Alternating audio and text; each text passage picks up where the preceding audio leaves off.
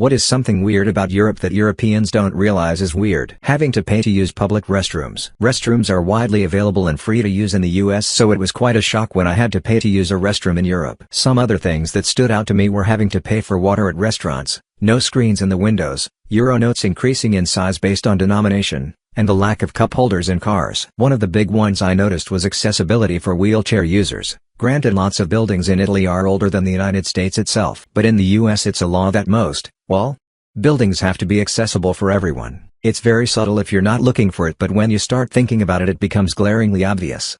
In Finland there are laws against public drinking, but in practice, it is almost never enforced. People drink in parks etc., talking about how Americans are arrogant and think we're superior, and then proceeding to tell us how superior their country is to ours. I never hear Americans talk down about Europe the way Europeans constantly do about Americans. Americans generally have a positive attitude toward Europe and Europeans.